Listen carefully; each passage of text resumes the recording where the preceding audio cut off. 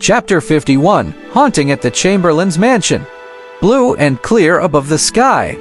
A quick streak of light crossed, with Han Yi sitting on a large sword about a meter wide, expressing his amazement consecutively. "Miss Chu, can you fly with a sword?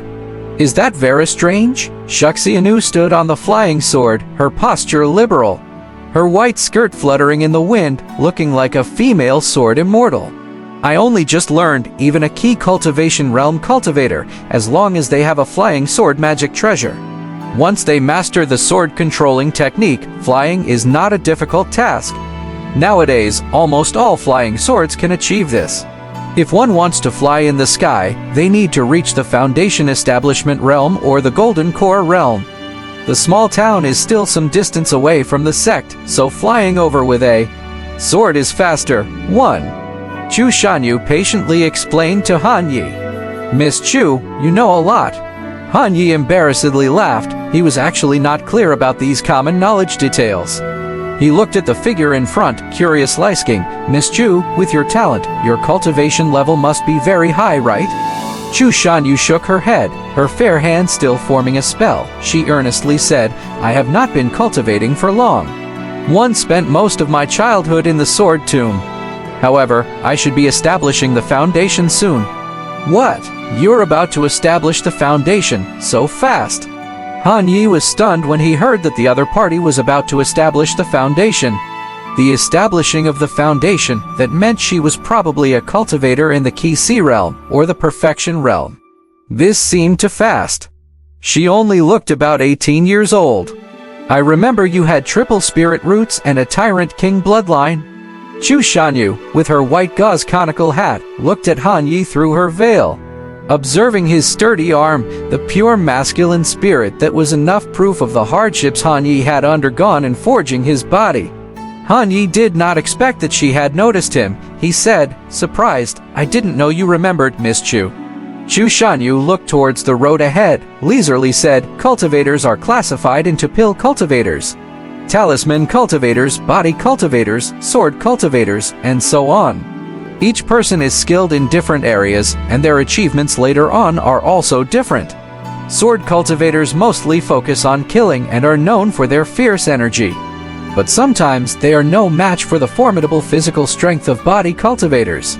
They can defend as well as attack. I have seen the body cultivators who fought against my father, and each one of them was able to move mountains and fill the seas. Their vitality was as robust as a dragon, and they could fiercely withstand ancient artifacts using their bare hands. If you can make good use of this gift, who could underestimate you in the future?" Han Yi knew that she was comforting him.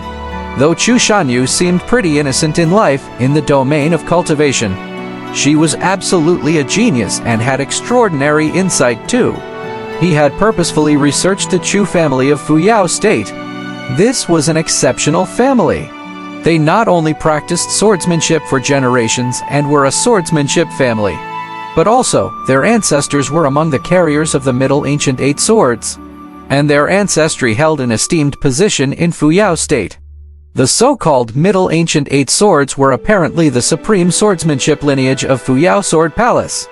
The keeper of Fuyao State, whose ancestors were the highest sword immortals, each sword of theirs was an immortal artifact. Han Yi and Chu Shanyu landed in a small town as they left Qingyun Immortal Mountain. The small town was bustling, with crowds of people coming and going in the marketplace. There were taverns, pawnshops, and workshops on both sides.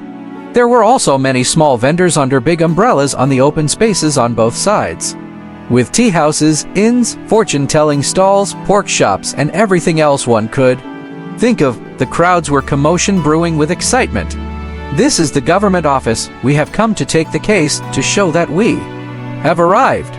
Han Yi stood at the entrance of the yamen, gazing at the large characters on the plaque, and said so. In such a hurry, Wuxia pouted her mouth under her veil, apparently not willing to tackle the task so quickly. Han Yi said solemnly, "The Chamberlain's mansion has been harassed by evil spirits. The earlier we solve it, the sooner the small town will regain peace." He took out his identity jade plate and displayed it in front of the two guards at the entrance. "You guys posted a commission here. I am a disciple of Dragon Sparrow sect, especially coming to handle this matter. Greetings to the two immortals. The guards, looking at their attire, greeted them with fists. Clearly aware of the reputation of Dragon Sparrow sect, their tone was quite respectful. One of the guards hurriedly went in to report, and soon a middle-aged man came out. The man was dressed in a black silk gown, wearing a cassock hat, a long knife at his waist, wearing leather boots. Showing signs of middle-aged prosperity, his stride exuding a vigorous spirit, indeed rather imposing. Seeing his attire, Han Yi guessed he should be the person in charge of the guards. The arrival of the immortals is just in time. I'm Liu Fugui, the captain here. The immortals are indeed extraordinary. It seems this case will be solved. Liu Fugui wore a smile on his face and greeted the two very courteously. For them, the disciples of Dragon Sparrow sect were definitely esteemed guests, rare nobilities. Seeing Liu Fugui, Han Yi was reminded of the Liang County magistrate and his former self, leading to a lot of emotions. The Liang County magistrate had been promoted for a long time. He wondered how he was doing now. There's no need for formalities, Captain Liu. Let's get straight to business. Han Yi said calmly. If the government officials seek assistance from a sect, they have to issue a commission. Compared to waiting for cultivators from the royal court, asking for local cultivators is much faster. The main reason is that if they asked for help from higher-ups, it would give superiors the impression that they are incompetent in case handling and that local unrest is taking place. Also, the procedures for court cultivators to travel here would take a quite long time. So the officials usually ask for disciples from sects to handle the situation. All right, the place of occurrence is in Chamberlain Chen's mansion. Immortal, please follow me. Liu Fugui readily agreed and took Han Yi and Chu Shanyu to Chamberlain's mansion. Just before leaving, Han Yi saw a familiar face posted on the notice board at the Yaman's Entrancia wanted order. The features on this wanted order resembled Lin Shihuang's a lot.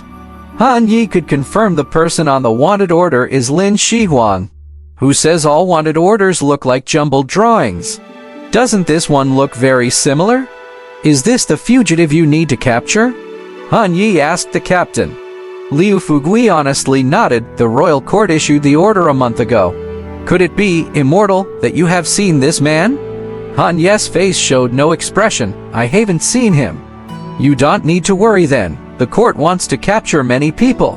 There are quite a few every month. The three of them made their way through the market and streets. Meanwhile, Chu Shanyu was looking left and right at the stalls with paper figures, straw weaving, wooden utensils as they passed by. It seemed she was quite interested in those exotic and novel toys. When she saw the candied hawthorn at the corner of the street, she swallowed her saliva. Seeing her like this, Han Yi, unable to stifle a smile, took out some copper coins from his storage ring and said to Thievender, "Get me a large string." "All right, sir. Here you go. Here you go." Chu Shanyu took the candied hawthorn handed over by Han Yi with some confusion. "Weren't you out of money?" "I have silver, but I don't have spirit stones."